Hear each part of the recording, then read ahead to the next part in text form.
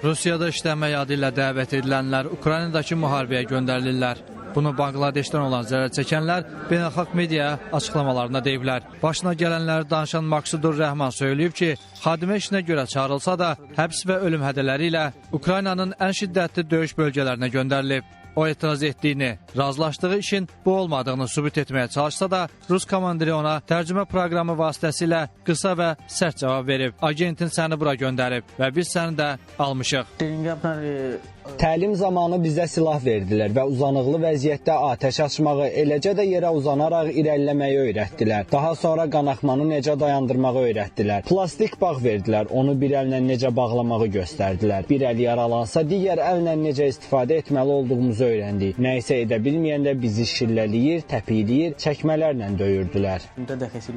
Ayağından yaralanandan sonra Moskva yaxınlığındakı xəstəxanaya yerləşdirən Rəhman fürsətdən istifadə edərək qaçıb.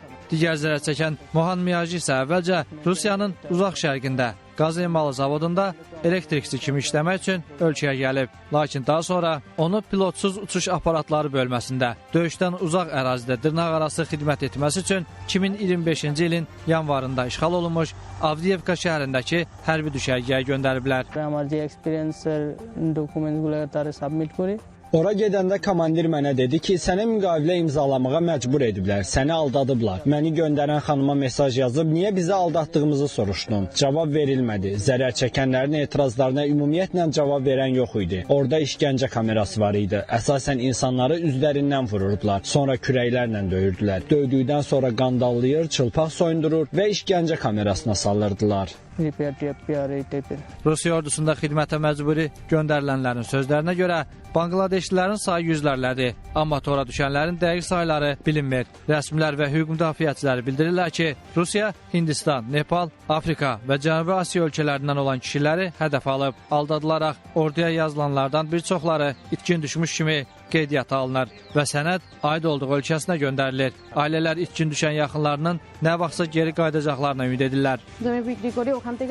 Aşqar evə zəng edəndə deyirdi ki, onlara qarşı pis rəftar edirlər. Ölkəyə qayıtmaq üçün çox cəhd ediblər, amma bu alınmayıb. Rusiya ordusu onlara deyib ki, siz müqavilə imzalamısınız və buna görə də burada qalmalısınız. Bəzən ondan 7 gündən bir xəbər alırdım, bəzən isə 15 gündən bir.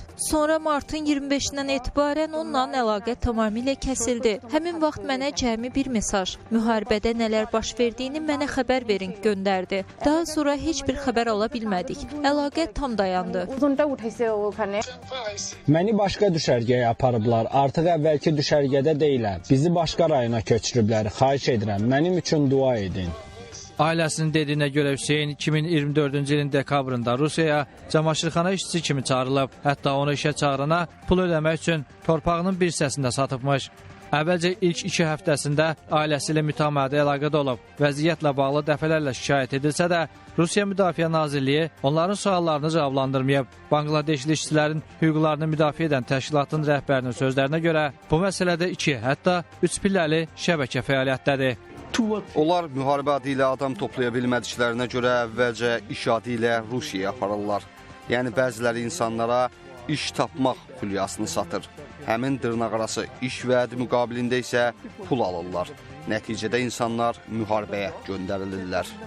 Maraqlıdır ki, məsələ ilə bağlı rəsmi açıqlama verilməyib, amma ərazi üzrə polisin verdiyi məlumata görə təkcə bilinən azı 10 Bangladeşli itkin kimi müəyyənləşdirilib. Təxminən 40 nəfər isə öldürülüb. Ölkə polisi 2025-ci ilin yanvarında Rusiyada fəaliyyət göstərən insan alveri şəbəkəsini üzə çıxarıb. Ukrayna kəşfiyyatının məlumatına görə Rus ordusunda 48 ölkədən minlərlə əcnəbi muzlunun qeydiyyatı aparılıb. Bu qrupa miqrantlar da daxildir. Təkcə Afrikadan olan döyüşçülərin sayı 1500 ötür. Qeyd edək ki, bir neçə gün öncə Rusiya ordusunda Ukraynaya qarşı döyüşən Afrikalıların videosu sosial şəbəkədə paylaşılmışdı. Bundan başqa Qərb mediasının araşdırmalarına görə Rusiya və Hindistan arasında əldə olunmuş miqrasiya ilə bağlı razılaşma var. Burada da işçi adı ilə Rusiya ordusunda döyüşmək üçün məcbur edilənlərin də olduğu iddia edilir.